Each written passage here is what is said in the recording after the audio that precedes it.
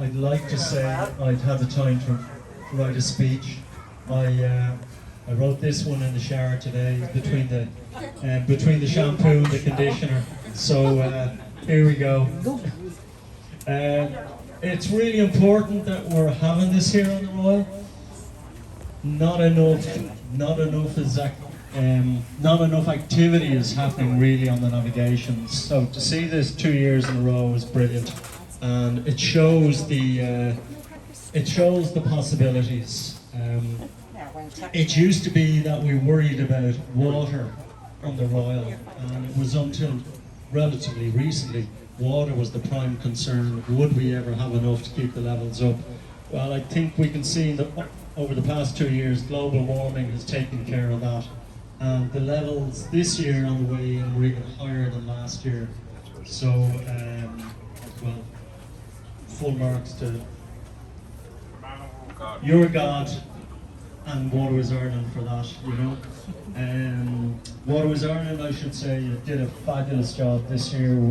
Weed cutting coming in from the Shannon was excellent. It was a year where we had heavy rain and strong sunshine between rain bouts, and that's a recipe for disaster with the weed. It really explodes the growth, and Waterways handled that. They left the weed cutting until quite late.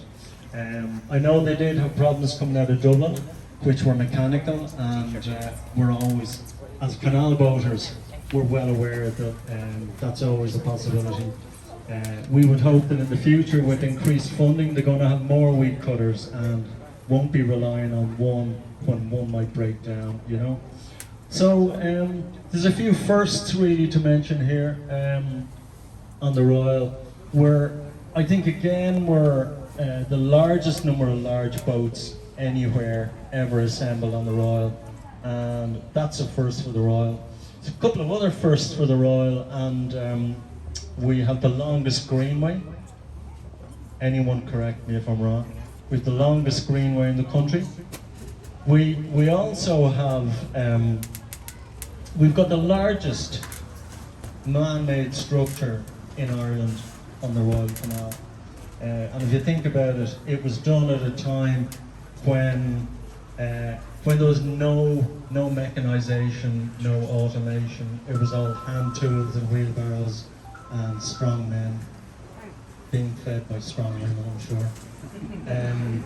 So we've a lot to be thankful for. I'd like to obviously welcome everybody. Welcome our special guests. We've got Kay Baxter, the president of IWAI here. We've got Michael Brady from Culture Ireland. We also have Bernie McHugh. We're really happy to have Bernie here from the Fleadh Committee. This year we developed a really good relationship with the Fleadh Committee. We looked after them for their launch, and I think we've got the better of it. You're looking after us for the band on the boat, for the music on the boat, as far as you can, you know. So it's been a really good connection, and it's worked well, and we welcome the partnership. So other than that, I would say have a brilliant week. We've got lots of stuff lined up for you to do. Ask me later. I'm going to blur now, but there is an agenda out there somewhere. So now, can I hand over to Kay Baxter? Kay's come a long way through this, and she's only got so much time. Okay? Thanks, guys. Afternoon or early evening, everybody. I'm delighted to solve. Right. I could probably hear my Glasgow accent anyway without. I'm delighted to be here this evening, this afternoon, to launch the Float to the Fleadh 2023. And my thanks to IY Royal Canal for inviting me along. No, so get it wrong.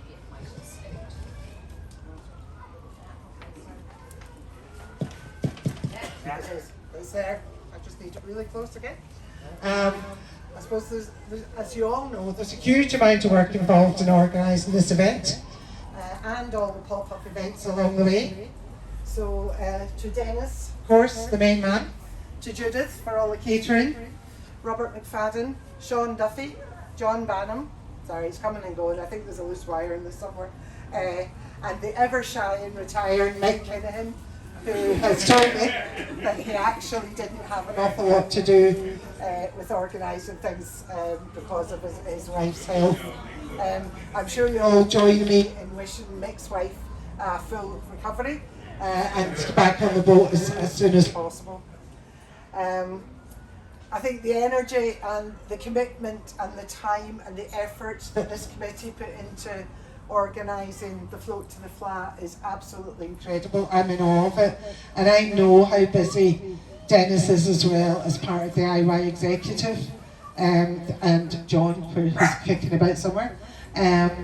It's been a really hectic couple of months for the whole executive, so well done and congrats again.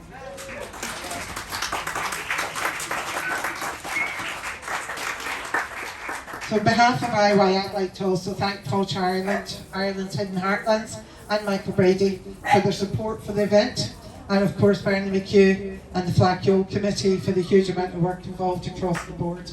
It couldn't happen without a lot of cooperation and a lot of help. Of course, the Waterways Ireland engineering and maintenance crew. I mean, Dennis has already mentioned it, but Jean Erity, Michael Bain and Enda Rayleigh, to thank them for their work and their help in getting everybody, getting all the boats here safely and in one piece. I know there was a few entanglements with shopping trolleys and things, but that's par for the course on the canals. Using this canal for what it was designed and built for over 200 years, by bringing boats from both ends to this lovely location in Mullingar is hugely important in emphasising just what these waterways can do for the towns and villages along the route, bringing footfall, bringing visitors, bringing spending power to small towns and villages that have had very little in the way of investment or anything. So I think it's really important that we keep the boats moving all year round, preferably. That not only means maintaining the canals in a state fit for use, but also providing services and facilities along the canals. As I said here last year, it is a two-way street. For us to get Waterways Ireland and the government to make the investments necessary in the facilities, we need to keep the vessels moving. We need to show them that there is a need there. So we need to keep the boats moving, and that is a huge bonus about this event. And you've got to remember they are over 200 years old, so it takes a lot of maintenance to keep them in a state fit for use. The Royal is a very important part of our navigation heritage and as a tourist attraction. But in order to attract improved and continued use of the canals, we need, as I say, proper facilities. In harbours, we need working pump outs, toilets, showers, electricity, waste disposal, and even Wi-Fi now, because people expect to be connected. No, they do. A lot of people want to be able to intersperse their time off with their work as well. And given the majority of workplaces now do facilitate working away from an office or a location or a set location, then Wi-Fi is absolutely essential. All of that, of course, has to be paid for. And that brings me to the elephant in the room, the draft canal bylaws. I'm sure they've been a topic of much discussion over the last while. I'm sure there'll be a topic of much discussion over the next 9 days while you're all together. But talking alone won't affect any changes in these drafts. We need you all to take action. We need you to have your voices heard. To that end, we have sent every IY member a link to 2 surveys. One on the canal bylaws and one on the Shannon bylaws, which should have dropped into all inboxes last night. We need all our members to complete them. That's the only way we can gather the views of every single member, and that's why we did an extensive mail drop, not just sending it to committees. We wanted to make sure that every member that we had a valid email address for got the links direct into their inbox. If you have a family membership, there's only one email address linked to it, because that's all our system can cope with. Of course, both adult members and the family membership can complete the survey. Just share the link. single membership entitles just one person, of course, to complete the survey. Once we get the majority of views, and we're a democratic association, once we get a representative view of the majority of our members, then that will be put before Waterways Ireland. As well as filling the survey, go online through the Waterways Ireland website and give them your views there too. The more pressure we can bring to bear, the more changes we'll get in these draft bylaws. There's some good stuff in them, I believe, but there's a lot that needs to be improved as well. And we can make that happen. They are listening to us, they are cooperating with us, they are consulting with us. We can't go back to where we were in 2014, the campaign we had then, for the simple reason they already have the legal powers to bring in these bylaws. That was signed into power for them in 2018. We fought it, in 2018 we lost. The act is already there. So we can't go back there. What we can do is put pressure on them to change them. We are the users of the waterways. We know them best. We need to make sure that they listen to what we need. So please, fill out your surveys, get online, talk to whoever you need to talk to, but make your voice heard.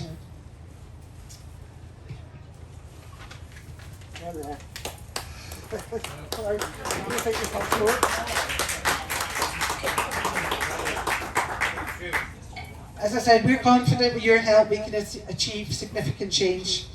The weather hasn't been too kind of late, except I did bring the sunshine with me for you this evening. I take credit for that. I actually saw, I got sent a joke WhatsApp message the other day. I'm sure some of you have probably seen it. It's a picture of the child of Prague holding up an umbrella saying, "I quit." Can't really blame him. Anyway, I'm sure no matter what the weather brings, although Dennis tells me Wednesday and Thursday are going to be good, that you're going to have a fabulous week here. Enjoy the music, the dancing, the chats, the food, the wine, everything. So all I'm going to say is enjoy, make the most of it. When you finish here, don't head for home. Keep your boat moving on the waterways and come and say hello to as many people as you can. Thank you very much.